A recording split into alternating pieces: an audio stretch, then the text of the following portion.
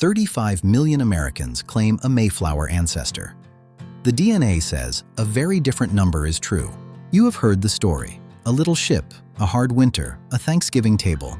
But most of what you were taught about who survived and whose blood actually carried forward is incomplete. Genealogists have spent 2 centuries building Mayflower family trees. Geneticists are now testing whether those trees are true. The answer is not simple, and it is not what the family legend usually says. Of the roughly 102 passengers who boarded that ship in 1620, only 53 survived the first winter. Only 4 adult women lived to see that first spring in Plymouth. That number matters more than most people realize. It is the difference between a story and a signature in your genome. Population geneticists have a name for what happens when a group this small becomes the ancestors of millions. They call it a founder effect. A founder effect means the genetic variants carried by a handful of people get magnified across every generation that follows. It is why this one small ship left a genetic mark that dwarfs its size, and it is why the DNA evidence is so unusually clean. So who were these people, really, before they were legend? They were not adventurers looking for gold. They were farmers and craftsmen from the English Midlands who wanted to worship without a king's permission. The heart of the group came from one small village, Scrooby in Nottinghamshire. They called themselves Separatists. Not Puritans who wanted to reform the Church of England from within, but people who wanted out entirely. That choice was illegal. Under English law, it could mean prison. So in 1608, this small congregation did something desperate. They fled England for Holland, on foot and by night. They settled in Leiden, a Dutch university town that tolerated their faith.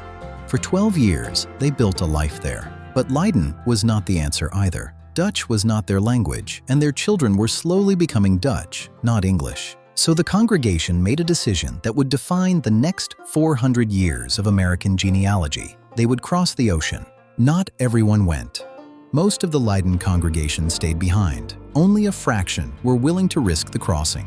That single fact is the first thing DNA testing had to account for. The Mayflower was never a cross-section of England.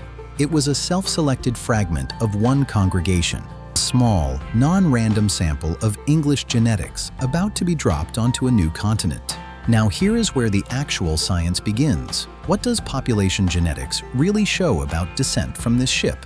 Geneticists studying colonial American populations look for what they call identity by descent, long, unbroken stretches of shared DNA. 2 people who share a Mayflower ancestor 8 or 10 generations back will still carry small, matching fragments of that person's genome. That is measurable. It is not folklore. It shows up as centimorgans on a report, real physical evidence of shared ancestry. But here is the complication almost nobody talks about. After 400 years and roughly 12 to 14 generations, those fragments get very small. Small enough that many true descendants show no detectable Mayflower segment at all. The paperwork can be flawless. The DNA can still say nothing. This is the part the family legend never mentions. Descent on paper and descent in your genome are not always the same thing. The Society of Mayflower Descendants has verified paper lineages for tens of thousands of members using documents, not DNA. That documentary record is genuinely rigorous. Baptism records, wills, land deeds, town clerk entries stretching back centuries. But paper trails can hide something DNA cannot. What genealogists call a non-paternity event, a break in the biological line the documents never recorded. Adoptions never noted, a child raised under a stepfather's name, a birth simply misattributed by a busy town clerk. Across 4 centuries and up to 16 generations, researchers estimate these breaks accumulate in a meaningful share of any long lineage. This is not an attack on anyone's family story. It is exactly why the genetic layer matters. It tells you what actually happened in the biology, not just the paperwork. So let's go back to the beginning, because the origin of this bloodline is stranger and more specific than the Thanksgiving version. The Scrooby congregation formed around 1606, meeting in the manor house of a local postmaster named William Brewster. This was rural Nottinghamshire and South Yorkshire, a specific, narrow slice of the English gene pool, not a national cross-section. That regional concentration matters genetically. It means Mayflower descendants today carry a disproportionate signature from this one corner of England, not England broadly. Researchers studying English regional DNA have long noted this kind of local clustering, distinct genetic signatures tied to specific counties that persisted for centuries before modern mobility erased them. So when the Scrooby group boarded that ship, they carried a very specific regional signature west across the Atlantic with them. In 1620, after months of negotiation for land rights and financing, 102 passengers boarded the Mayflower at Plymouth, England. Only about 40 of them were actually Separatists from the Leiden congregation. The rest were hired hands, servants, and families seeking land, not faith. History remembers them as one unified group. Genetically, they were two distinct populations sharing one ship. The crossing itself took 66 days. Storms nearly split the ship's main beam in half. One passenger died at sea. One infant was born aboard in open water and named Oceanus. When they finally sighted land, they were nowhere near their intended destination in Virginia. Storms had pushed them 400 miles north. That single navigational accident is the reason New England, not Virginia, became the seedbed of this particular genetic line. Before going ashore, 41 of the adult men signed a document that would outlast the ship itself, the Mayflower Compact. It was an agreement to govern themselves by consent, not by royal charter. A small thing on paper, a large thing for the country that would follow. But agreements do not keep people alive through a New England winter, and that winter is where this story's genetics were truly decided. Between December of 1620 and the following spring, disease and cold killed roughly half of everyone who had landed. Entire families were wiped out in a matter of weeks. Some nights, 2 or 3 people died at once. By April, only 53 passengers remained alive. Of the 18 adult women who had made the crossing, only 4 survived. Stop on that number for a moment because it is the whole genetic story in a single fact. 4 women. Every single Mayflower descendant alive today traces some portion of their maternal line through one of those 4 women or through later arrivals who joined the colony. That is not folklore. That is basic population math, the same math geneticists use to study any small founding population, from island settlers to isolated valley communities. A tiny number of survivors, multiplied across 4 centuries, produces an outsized genetic footprint. It is called a bottleneck, and it leaves fingerprints that last for generations. But survival alone would not have been enough. The colonists were starving, and they did not know how to farm this land. What happened next is the turning point that actually made this bloodline possible at all, and it involves a people history books have historically underserved. The land the Pilgrims settled on was not empty. It had belonged to the Patuxet, a band of the Wampanoag Nation, until an epidemic devastated them years before. Between 1616 and 1619, an epidemic, likely brought by earlier European contact, killed a majority of the coastal Wampanoag population. That tragedy, years before the Mayflower ever sailed, is part of the same genetic story. It is what left the ground at Plymouth open for the Pilgrims to occupy. In March of 1621, a Wampanoag man named Tisquantum, who had survived enslavement in Europe and learned English there, walked into the Plymouth settlement. Without him, and without the diplomacy of the Wampanoag leader Massasoit, the settlers would almost certainly not have survived a second winter. Tisquantum taught the colonists to plant corn using fish as fertilizer, to fish the local rivers, and where to find eel in the marshes. That harvest, in the autumn of 1621, is the meal that became Thanksgiving in American memory.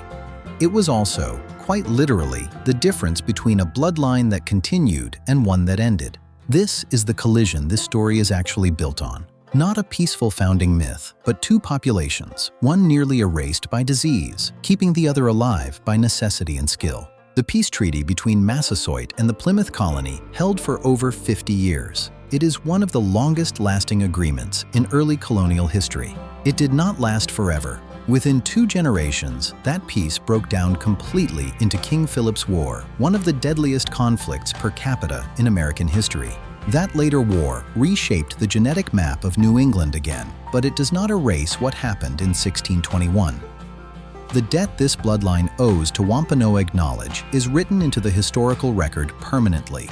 So the settlement survived. Now the genetics had room to actually spread, and that spread happened faster and further than most descendants realize. By 1650, the original 53 survivors and later arrivals had multiplied into a colony of several thousand. Large families were both a cultural value and, frankly, a genetic strategy. 10, 12, even 14 children per household was not unusual. Each generation compounded the founder effect. A descendant born in 1750 might already carry ancestry from 4 or 5 of the original Mayflower passengers, not just one. That compounding is exactly why so many Americans can trace some connection to this ship. It is not that the Mayflower carried millions of people. It is that arithmetic, over 4 centuries, does the rest. Genealogists estimate that a person alive today with any deep colonial New England ancestry has a very high statistical chance of some Mayflower descent, whether documented or not. But documented is the key word. Because as families moved west, out of Massachusetts and into Connecticut, New York, Ohio, records got thinner. Fires destroyed courthouses. Family Bibles were lost in moves. Names were misspelled by census takers who had never heard them before. This is exactly the gap DNA testing was built to close. Not to replace the paper trail, but to confirm or correct it where the paper simply does not exist anymore. So let's talk about what the actual haplogroup evidence shows, because this is where the science gets specific. Mitochondrial DNA, passed only from mother to child, has let researchers trace maternal lines back to specific named Mayflower women with real confidence. Descendants of Mayflower passenger Mary Norris Allerton, for example, have been traced through mitochondrial markers connecting present-day test takers directly to her documented line. On the paternal side, Y chromosome testing has confirmed direct male line descent for surnames including Alden, Brewster, and Standish. John Alden's Y chromosome signature has been matched across multiple independently documented lineages, giving genealogists a genuinely rare thing: genetic confirmation of a 400-year-old paper trail. That kind of match is not common in genealogy. Most family lines this old cannot be confirmed this precisely. The Mayflower case is unusually well documented, which makes it a rare natural experiment for geneticists. Researchers at institutions studying colonial American population genetics have used exactly this kind of case to test how reliable long-range genealogical claims really are. The finding, broadly, is this: paper genealogy back to the Mayflower is often accurate where the documentation is unbroken. It becomes unreliable exactly where the records go thin. Which means the honest answer to whether your family story is true is rarely a flat yes or no. It is a question of exactly where in the chain the evidence holds. There is another layer to this story that surprises almost everyone. Not every name on that ship became a name people wanted to claim. Some Mayflower passengers left no surviving descendants at all. Their entire genetic line simply ended within a generation or two. Of the roughly 102 original passengers, historians estimate only about half have any documented descendants alive today. The other half, for reasons of childlessness, early death, or daughters whose married names simply disappeared from the record, left no traceable line forward. This is a hard truth genealogy rarely says out loud. Survival to the present is not proof of importance. It is often simply proof of arithmetic and luck. Meanwhile, a small number of prolific families, the Aldens, the Brewsters, the Howlands, produced so many descendants that their surnames now appear in family trees across the entire country. John Howland alone, a servant who nearly drowned falling overboard during the crossing and was pulled back on deck by a rope, is estimated to have over 2 million living descendants today. 2 million people alive today, arguably, because a rope held. That is not an exaggeration. Genealogists have documented that estimate through the Mayflower Society's own membership records and broader descent studies. Presidents descend from John Howland, so do actors, astronauts, and, statistically, quite possibly someone in your own extended family, whether they know it or not. So the real question is not whether the Mayflower's genetics survived. It clearly did, spectacularly. The real question is whether yours is one of the lines it actually reached. Here is where genetic genealogy actually helps you, not just Mayflower descendants, but anyone with colonial New England ancestry at all. Autosomal DNA only reaches back reliably about 6 or 7 generations before the signal dissolves into noise, which means a passenger from 1620 is roughly 12 to 14 generations back for most of us, past what autosomal testing alone can prove. That is why the Mayflower Society still asks for paper. Documented birth, marriage, and death records, generation by generation, unbroken. DNA cannot replace that paper trail, but it can confirm something the paper trail alone never could, that the biology matches the story. DNA testing has already caught cases where the paper said one father and the chromosome said another. Not scandal necessarily. Sometimes an adoption nobody recorded, sometimes a stepson who took a name, sometimes simply a clerk's error 3 centuries old.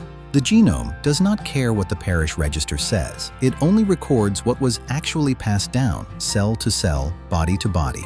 That is the honesty this channel keeps coming back to. History gives you the story people agreed to tell. Genetics gives you what actually happened. So if you carry the surname Alden, Brewster, Howland, Standish, or Warren, the DNA path forward is specific, not vague. Men test their Y chromosome against the documented haplogroups already on file for these founding lines through surname DNA projects. Women, and anyone without the surname, trace through autosomal matches to documented cousins, building the bridge piece by piece. It is slow work. It was always going to be slow work. 12 generations do not resolve themselves in an afternoon. But the payoff, when the line actually connects, is not a certificate. It is knowing exactly which boat your body story began on. And for the roughly 35 million Americans who claim Mayflower ancestry by word of mouth, most will not find that boat at all. Not because their families lied exactly, because oral history passed down for 300 years drifts.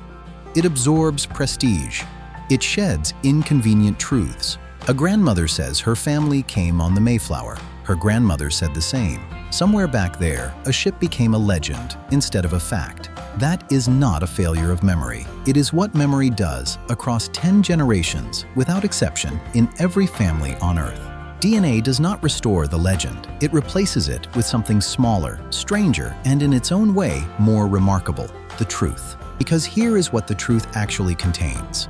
53 people, half dead within a year, and still an empire of descendants. That ratio alone should stop you. Half the ship's company gone by spring, and yet their genetic thread never broke. It survived because a handful of marriages, a handful of surviving children, multiplied across 3.5 centuries of American expansion.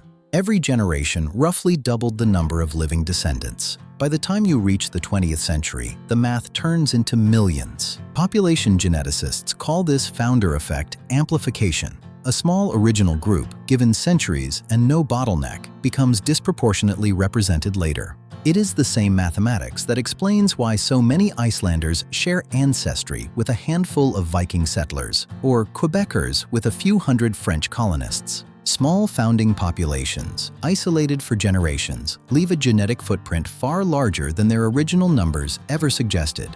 New England is one of the clearest founder effect laboratories in the American genome, and the Mayflower families sit right at its center. Researchers studying colonial New England genealogies have documented exactly this pattern: disproportionate genetic contribution from a small first-generation founder pool. It is not myth-making. It is population genetics doing exactly what population genetics does, whether the founders arrived famous or forgotten. So the Mayflower's real legacy is not the myth of the first Thanksgiving. It is a measurable, traceable genetic bottleneck effect on American population history. And that brings us back to you. Not the legend, not the plaque, the actual chromosome sitting in every cell of your body right now. If your line traces to Plymouth, you are carrying something specific. Segments of DNA that survived a famine winter, a starving colony, a fragile beginning. It survived Indian Wars and English Wars and a revolution and a civil war and 2 world wars, arriving finally in you. That is not sentiment. That is population genetics, plainly stated. A lineage either continues or it does not. Yours did. And if it did not, if your family's Mayflower story turns out to be one of the drifted ones, that is not a loss either. It means your ancestors were somewhere else entirely, building something else entirely, and that story is still waiting to be found in your own genome. Every founding population left this same kind of trace, whether they came on a small wooden ship or walked across a frozen strait 20,000 years earlier. The Mayflower is simply the founding story America wrote down first, in English, with names we still recognize 4 centuries later. That is the real reason this ship still matters to population genetics. Not because it was first, because it was documented. Documentation is what let researchers trace this one founder population so precisely when so many others left no record at all. So test the line if you can. Trust the paper trail, but let the chromosome confirm it. That is how the 2 forms of evidence were meant to work. History gave your family a story. Genetics can tell you whether that story is written into your own body or whether a truer one is waiting. Either way, the thread is there, somewhere, running back through every ship and every winter that brought us all here. Go find yours.